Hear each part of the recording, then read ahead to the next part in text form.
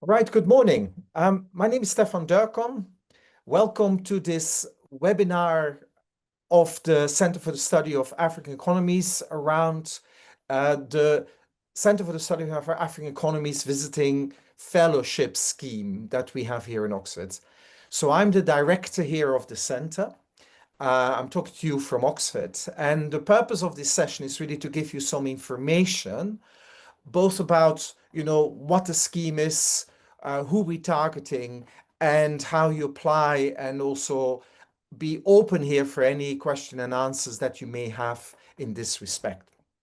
So the scheme is essentially providing the opportunity to economic scholars from Africa to spend up to 3 months in Oxford, starting sometime in January up to the Center for the Study of African Economies conference, which tends to take place around the 21st of March. And the purpose is really to get promising scholars, to give them the time and the context and the environment to conduct their own research, to also attend seminars and other activities as in a normal university, and also interact with staff and other graduate students and other postdocs and beyond. So the target group is broadly postdocs or young scholars, all the way to established scholars from the continent.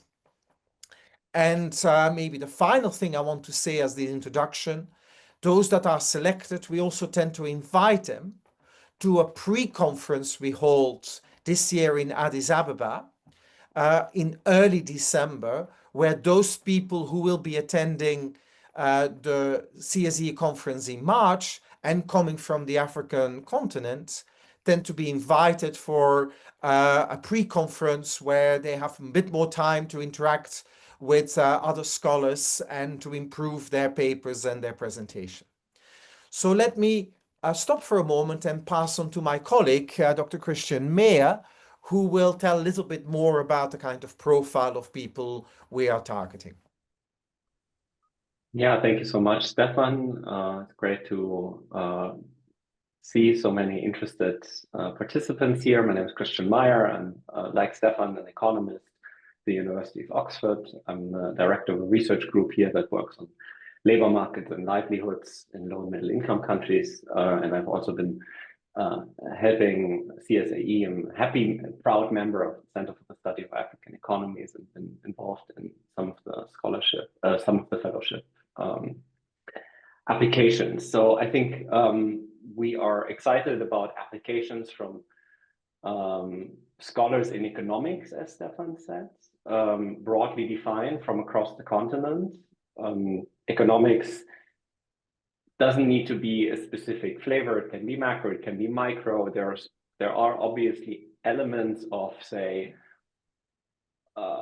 sort of quantitative social sciences, say in business schools, that would still pass as economics. So I would say we're very happy about broad applications. Not everyone needs to be in the Department of Economics to be doing interesting and rigorous work in economics.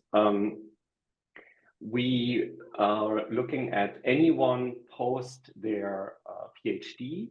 So as long as you have a doctorate, we'd love to see your application.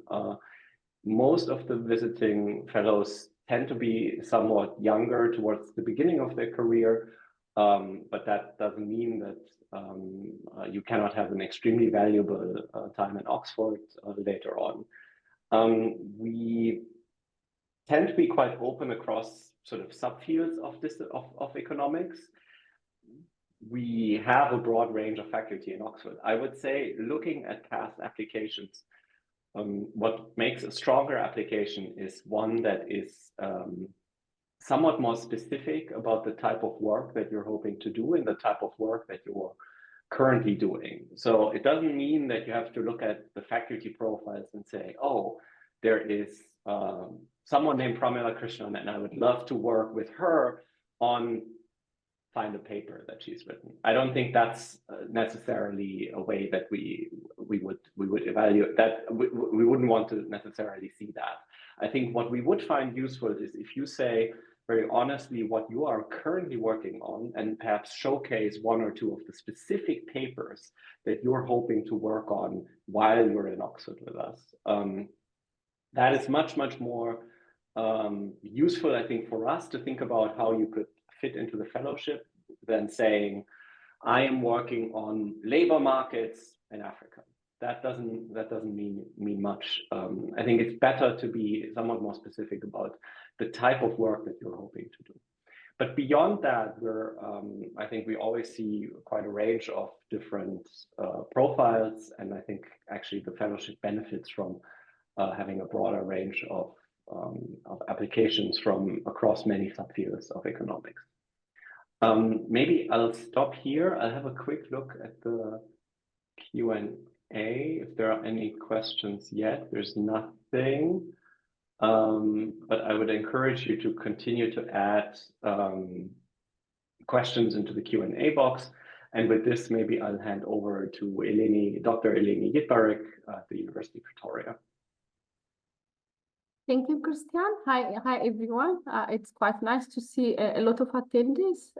So I'm Eleni Yitbarek. I'm an associate professor at the University of Pretoria in economics department, and I was the fellow this year. So I spent time from January to March in Oxford. I'll be talking a little bit about, the whole application process. What do you need, and share some of my experience. To be honest, the application process for the fellowship is quite straightforward, especially if you work on, African development and if you already have the PhD. The most important part is preparing a solid research proposal that you will work on during your stay in Oxford. From my experience, I would recommend, checking the website early on, right? Just to see who is working on what area, so that you can have a productive meeting with the faculty and with the postdocs, including the postdocs and PhD students, to get feedback on what you are working on. But you don't have to necessarily work on, some area that completely overlap with researchers in the center. But it also helps you identify maybe potential collaborator, right? So if you know who is there and their research area, I think you can have really a good or productive fellowship. Once you are in Oxford, the fellowship offers more than time for research. You will be in different seminars. You'll see the area people are working on.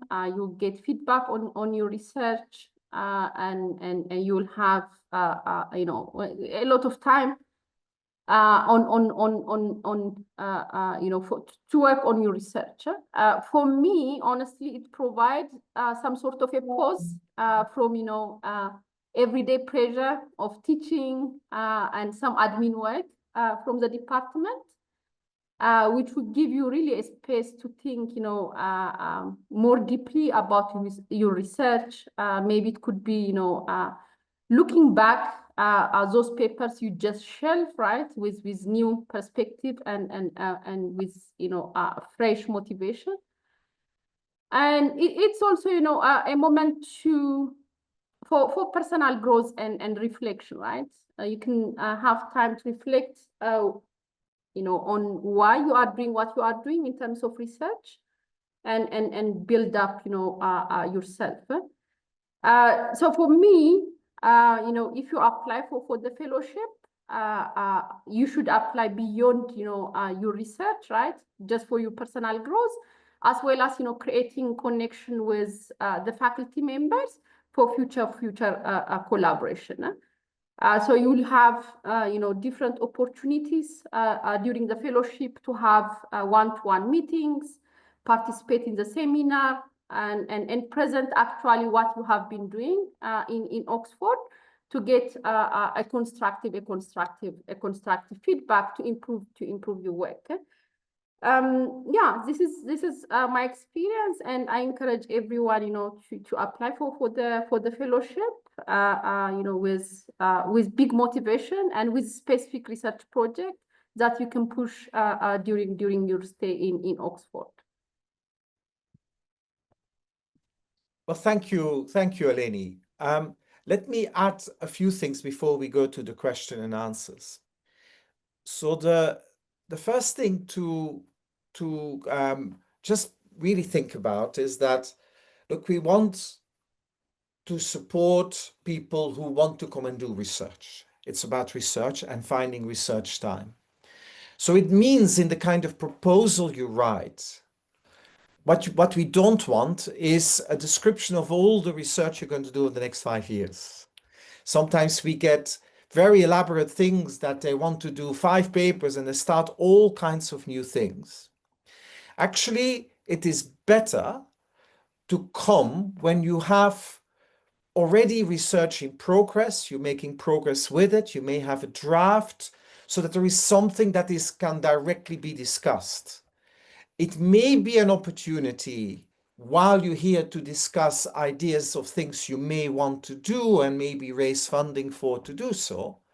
But the proposal is not meant to be like that, because we want to be able to interact on the basis of the research that you do as a candidate already, that you're doing as a postdoc researcher, as a faculty member, or something similar. So just think of that. We want a proposal of what you will do with us, and what you think you can make progress on in the 3 months that you're with us. That's the kind of thing. We get often a lot of proposals that seem to be high caliber people, but they say, oh, I would like to work on three new things that I'm going to do. And actually, well, we don't have anything really then to go on. What we rather have is to saying, I'm doing this, I'm got there, I'm making progress, I want to improve the quality of a piece of work I'm doing. And that's probably the best way of doing it. Yeah. I will verbally, Christian is clearly also typing some answers on the Q&A. We've had in the past candidates who are not in a university. We had last year someone who worked in the Ministry of Education, in the research group in the Ministry of Education in South Africa. We had last year, we had in the past someone who was in a national bank and involved, but they have to be involved in research. It's not just a PhD and said, I want to get out of my job and now I'm going to do 3 months of research. No, that's not quite it. It's still very much about, people who are building up a research portfolio and then try to support them. One of the things that in a few cases comes out of it, but I can't guarantee it, is that people who spend here, they have new research ideas. We sometimes can help them, but I say sometimes, not always, help them to take this research forward, maybe even start collaborations. But you know how it is in academia, we can't, whether we can't organize it that you will find the right person to work with. But I want to echo a point that Eleni made, that is about have a look at the faculty for the kind of thing you want to pitch. Not just a faculty in the economics department, but across Oxford who works in development economics. That means also the Oxford Department of International Development, also means the Oxford Martin School and Christian's group there. It also means the Blavatsky School of Government. The development economics community in Oxford is across these different groups. But do look at what the people do, because if you want to do something that no one is even vaguely working on, it becomes very hard to actually make it a satisfactory experience, because then it's a bit hard. The conversations are not necessarily working there. I just wonder, Christian, do you want to come in on any of the questions that have been asked? Yes, thank you. I was busy typing answers, so I can thank you, Stefan and Eleni. I think these were great points. I think just very quickly saying this out loud here, I've responded, I think, to most of you. Stefan already tackled the point with the Research Institute. There's no age cap at the top. We welcome applications from all career stages, as long as you're postgraduate, as long as you have a doctorate. I also saw an application about a master's degree. I think we would not be able to include these applications. So it needs to be postdoctorate, because ultimately it's about continuing to do and discussing work at the research level. You have to have a research degree, a complete doctorate, to be able to do that. I think, as I said in my answer here, CSAE's research focus has traditionally been on economic and social development in Africa. We don't necessarily restrict scholars to work on this, although the questions need to be of importance to Africa.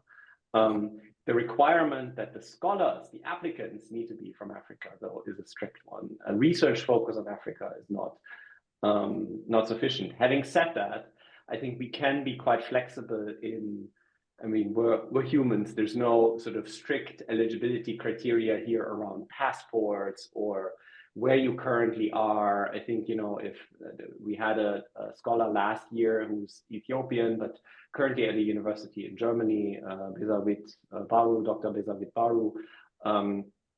So we can be quite flexible, I think, but you ultimately need to be an African scholar.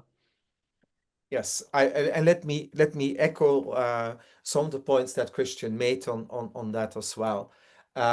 We last year had a really good candidate, but was working on energy policy in a European country, and that was the only papers that the person was doing. We did find it in the end a bit hard to actually bring this person in, partly because, what's the fit in the group? There was no one working in it. So the fact that it's not on Africa is in itself not it, but there has to then to be a fit within the group. So, but if people have a portfolio with different things in it, hopefully including something with direct relevance to the continent, then that's still possible. But all the other points on, we want to promote African scholars. That's the main thing. And many of the other parts are a little bit more flexible. What we can't do also is supporting people that are studying for a PhD. The one exception we sometimes have made is people that have already submitted their dissertation and are, they've already finished it, but they have maybe finally examined or whatever. We can do it. We can get, and then we can treat them as a postdoc a few months before. So it's not that race. You must submit by December to be able to come in January, or you must submit by the time the application.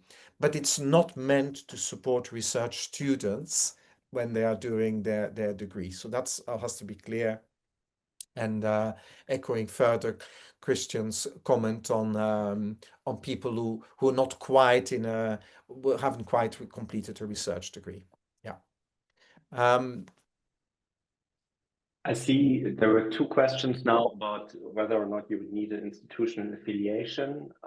Yes, I mean, I would say, well, I see Stefan shaking his head. I would say it's important that there is we can be flexible. I don't think we have a hard criterion, but you need to be either currently at an institution, and a research institution, and a public policy institution, as Stefan discussed, or going back to one. There needs to be a clear trajectory. If you're between institutions, yes, we can discuss this, but without any current or future institutional affiliation, I think it would be difficult. Unless, Stefan, you disagree. Yes. So yeah, it would be hard.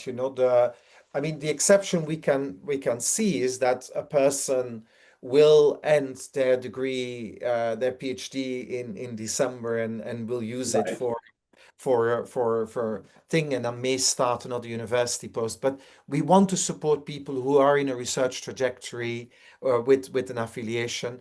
What I slightly shaking my head, but that was more going to confirm the point you made, is that, you know, national banks, government departments with a strong research focus, research institutes inside governments or outside governments, we can have a broad thing, but it's people, also think tanks, people need to be engaged in research. We're trying to support more research being produced and higher quality research being produced by this person. So it's that. You know, if you're ambiguous about, if you're not entirely clear whether you would be exactly eligible or not, I mean, there is a way to drop us a line to ask information on the specific case if you feel like, you know, I seem to be a borderline. But I'll promise you we'll be reasonable in the whole process. And yeah, and it's not a very difficult procedure to apply. But again, come back of it, think about that proposal, not simply saying, oh, I'm probably going to spend a bit of time improving a little bit of this, you know, make sure that we have the material to judge that you are, you know, have a high caliber piece of research ongoing, and that's what you want to improve. There is nothing wrong with. I think the form, if I'm not mistaken, allows for attaching some draft paper or something. In any case, in the past, if we are not entirely clear, we may end up coming back and saying, look, okay, you're saying you're working on all this and this is how far you got. Send us as far as you got, that we can judge it, because yeah, I mean, the main thing is we don't want to waste your time, but also not necessarily our own faculty's time if the research is not far enough. But yeah, so I also saw that there's a question on, and I've received a separate question from someone, from another applicant directly, about co-authored work. I think we'd in principle be quite open to this, as long as, you know, there's a clear angle for you to push this forward, alone together with your co-authors, but, you know, working in close collaboration. We're not going to interfere with how you, you know, collaborate on your various projects. And most projects in development economics are joined with other people, or many projects tend to be co-authored in collaboration. And so, no, there's definitely no requirement. And in fact, I think we'd be quite open to this, as long as you have understanding with your co-authors and you maintain sort of the pace. But I think, to Eleni's point, it can be a useful tool also to carve out this space, right? So if you have a paper that you are, for example, co-authoring with some of your colleagues, and you find that, you know, the day-to-day university business that you're involved in, or the institutional sort of work that you have to do, the service that you might have to do is too much. I think for you to focus on this project, this can be a very useful opportunity for you to step back and say, okay, I'm going to carve out 3 months and I'm really going to push forward this work, right? So if I think about a lot of my projects, a lot of times it's coordination with co-authors to say, okay, but when can you make a big push on this? When are you available? And I think use the fellowship as a tool for yourself to carve out focus time, right? Oxford can be quite useful. Well, you could immerse yourself in seminars every day, but it can also be quite useful for you to just sit down, focus on the paper that you've been meaning to focus on, that your co-authors are bugging you about. I see. Sorry, Eleni, please come in.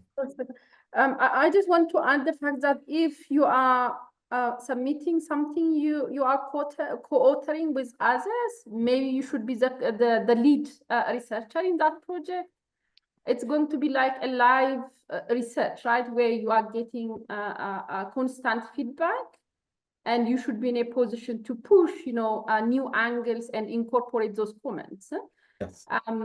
So if you have the opportunity, if it's your own research, that would be, I think, fantastic. But personally, I worked on a project that I'm co-authoring with others, but I was the lead researcher, right? So I can discuss and change things, you know, quite instantly. Yeah. And no, thank you, Eleni. Thank you for saying that. Is that and you know and interpret the point about lead researchers quite broadly. You know, it's the definition that you gave, being able in a position to push points. You know, sometimes we work with other people where two or three people are empowered and fight it out. But clearly you need to be able to push that research forward, because otherwise there's no point people giving you comments if somehow a senior academic in your department or elsewhere holds the pen, then maybe it's not that useful. So indeed, that kind of, you need to be empowered to drive research forward. But again, you know, a lot of economics research these days is joint research. So we definitely are not against that. But you need to play a clearly significant, substantial, decisive role in these research projects.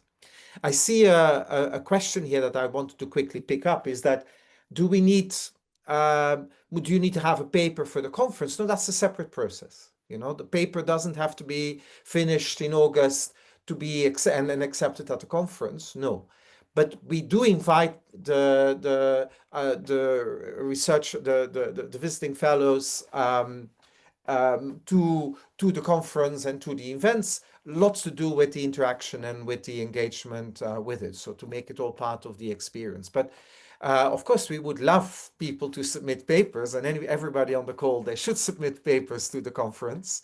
But of course, that's competitive. And, you know, we're getting well over 1,000 applications for about 200 places at the conference. So you know, that's also not a guarantee. But it's a separate process from the visiting fellowship, and beyond allowing people to participate in the experience, then there's no requirement that they present at the conference.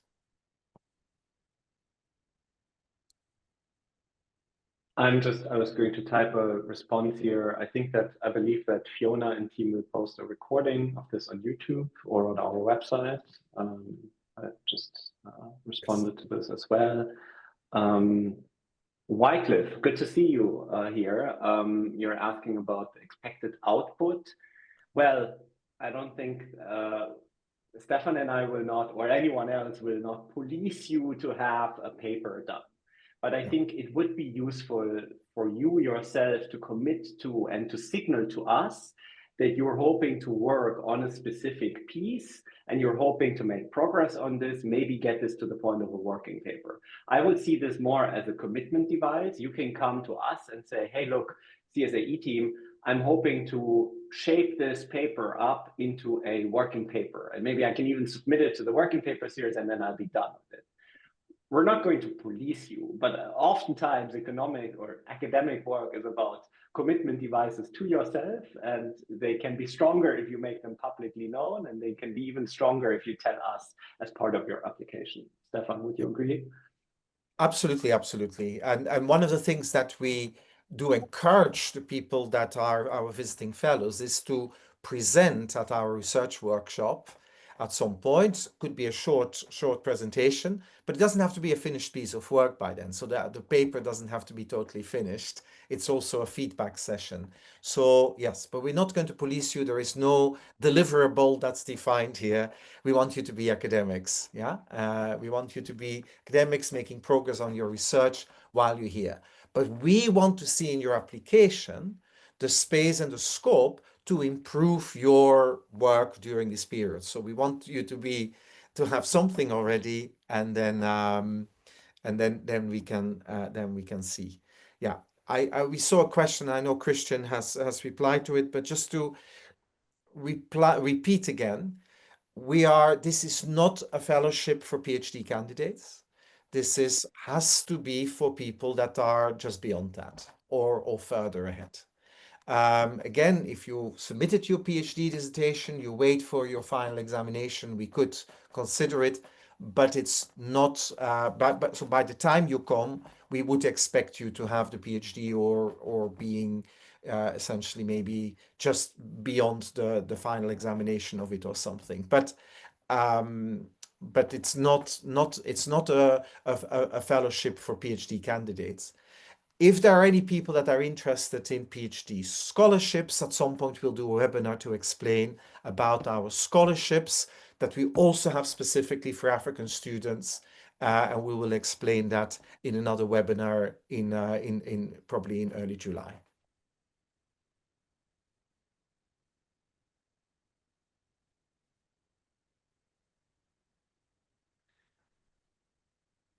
So I'm just seeing a lot of questions being answered. Is there any that, Eleni, Christian, you want to maybe speak a little bit more about on the live webinar?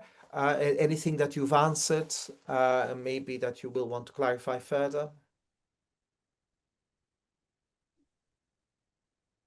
No, not really. I think every question is answered. But based on my experience, I would like to say, if you get the fellowship, try to use all the opportunities, especially, presenting in the workshop, as well as even in the conference, right? But it needs a separate submission, like Prof said. So you have to submit a paper to present in the conference in March. But it's a good opportunity, to get feedback and to connect with others who are working in your area. So it's like you are having free time for your own research. You should be result oriented and use the whole, opportunity and resource that's available for you. Huh? This is a competitive fellowship. We're getting quite a few candidates, but we have actually quite a few. We have about 2, 3, maybe 4 of these positions available. So, do apply. And if you notice particular, again, look at our website. If there's any, if you can tailor it so that there is a complementarity to some of the people here, it will definitely help. But we will be open for any topic on research on that is related to Africa, or at least that is highly relevant for the continent. Christian, anything to add? No, I think that's great. I mean, we're here for you. You see the email address on the website. If there are any specific questions about eligibility, I would say, feel free to reach out. This webinar will be online. You can rewatch it. I see a question coming from from a French-speaking country. Yes, that's possible. The working language here, of course, is English. Il y a des gens ici qui parlent le français, but not that many. There are new faculty that can help you with a bit of French to maneuver the things. But the working language is English. The writing will have to be in English. But yes, we've had people applying for Francophone countries very successfully. And yes, and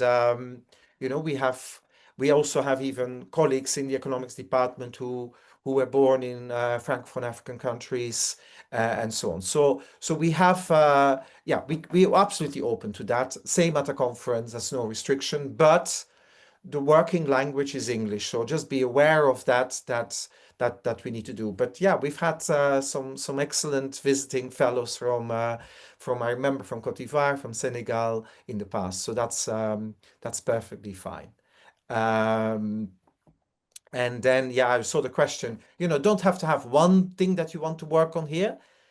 But my advice would be to be clear what you want to do while you're here. 3 months, you may not be able to work on 5 different things, but a few different things you can do. And again, I saw the question appearing, can it be a research more than one topic? Well, if you're making progress and already have made progress on, say, 2 different research papers, okay, but that's fine. But again, make it clear that during the visits, there will be value added that we can add to it. And when you start from scratch on a research project, it's going to be very hard. So you having already something, maybe initial draft, an incomplete draft, done all some of the analysis already that you want to improve it. That's often the best use of the time to improve the work you're doing, because that gives an opportunity for faculty and different people to comment, to present as well, to get the feedback. Yeah.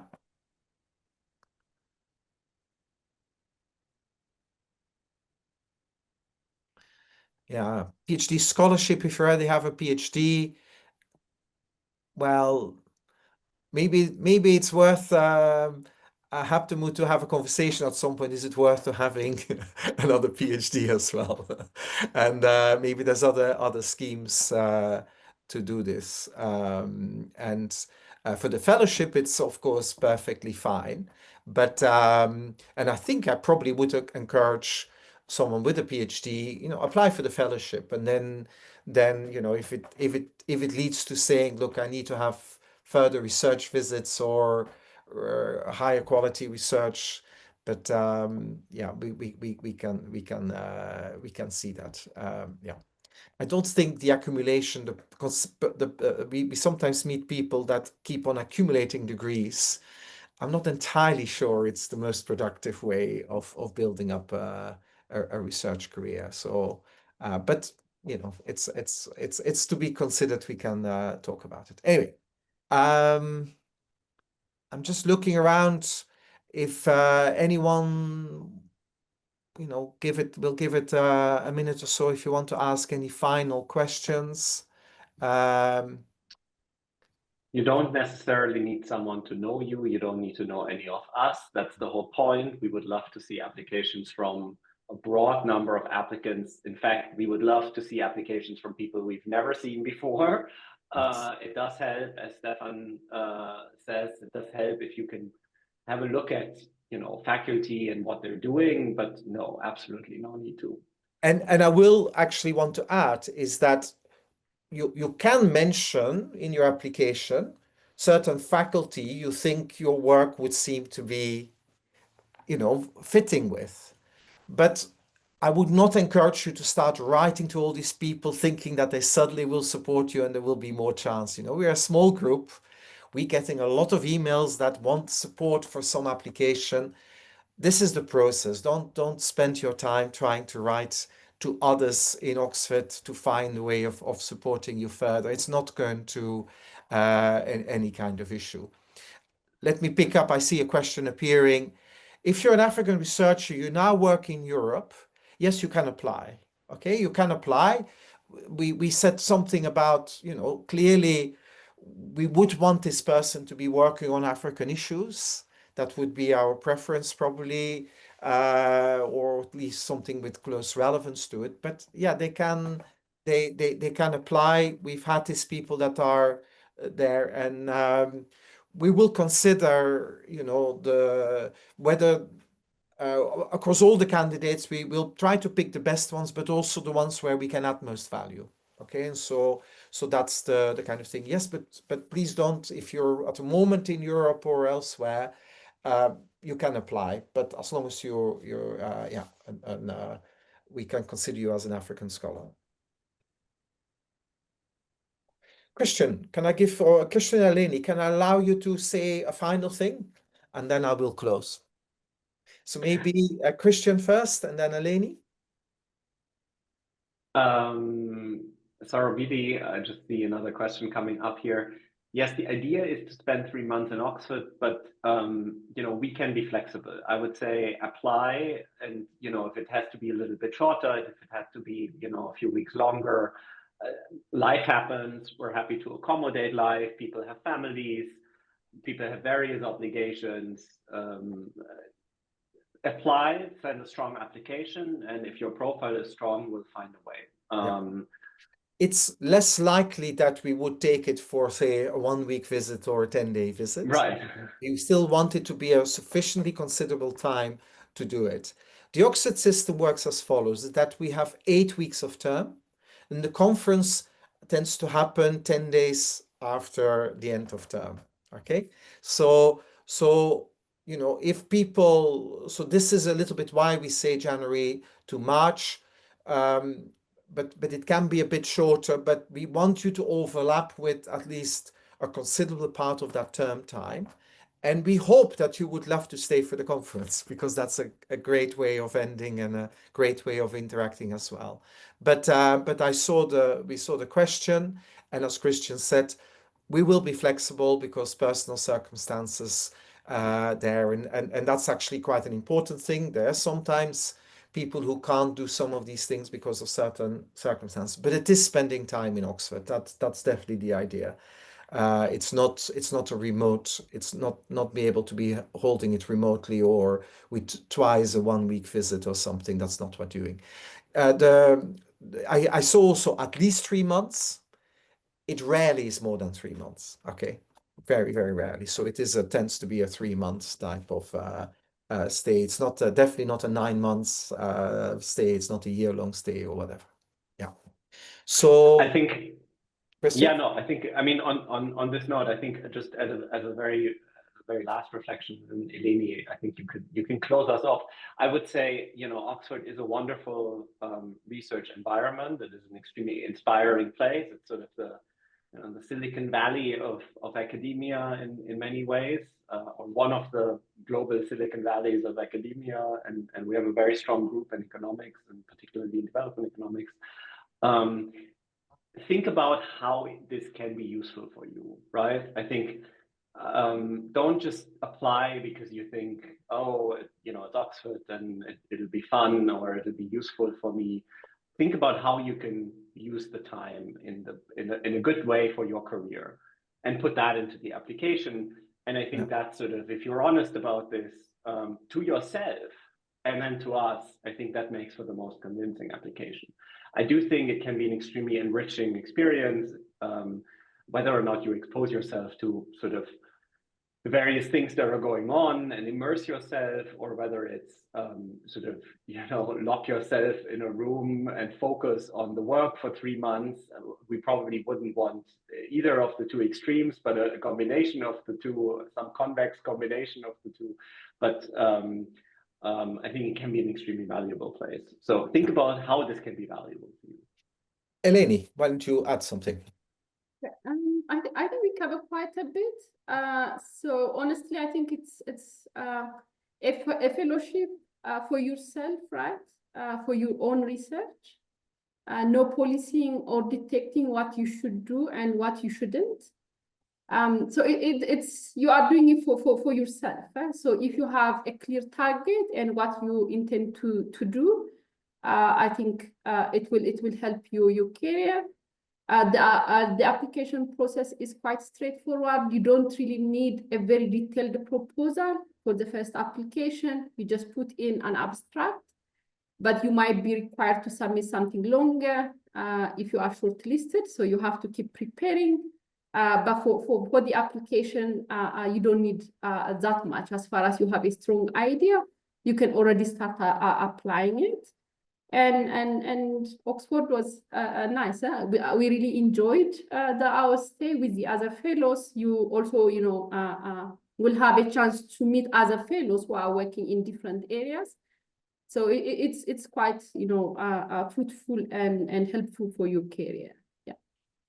So let me close with maybe a few final thoughts. You know, Oxford is probably the largest concentration of development economists in Europe and definitely one of the largest in the world now in terms of a focus on Africa. And so there's a lot of people here. We have a lot of very high caliber graduate students, postdocs as well. And of course, we have faculty. Of course, everybody's busy. It's an academic environment. And in the end, you know, a lot of academic work is also a lot of hard work for yourself. But it's what Elena described. It's, you know, there's lots of people, there's opportunities. Of course, still, you know, we all have to build our own research career. Someone else is not going to do it for you. And so have a clear purpose, have a clear sense of what you want to get out of it. Nobody's going to be by magic changing everything. It's still going to be hard work. But we see it with a lot of the past fellows that actually, you know, they are managing to get some of the work they started doing, they continue doing here to get at a better place published. They have a bit more confidence on the research, and it's exposure and new connections also, as Eleni was saying. So you know, do please apply. It's an easy process. You know, it is competitive. It's going to be like that.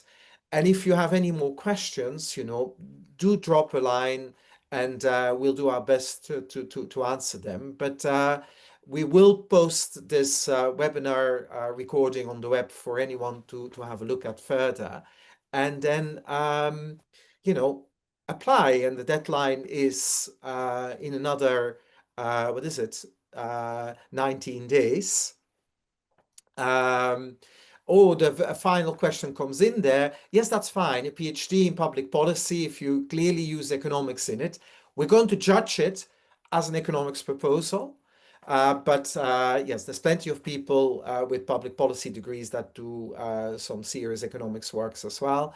And yes, that would be absolutely fine. It's going to be dependent on the quality of the work you want to do and the quality of the work you've done, rather than the exact PhD that you have in this respect. But it is still trying to support economics research on economic and social issues in Africa. So with that, I think I would like to close this and wish you good luck, and drop us a line if you have further questions. Thank you very much and good luck. Thank you. Bye.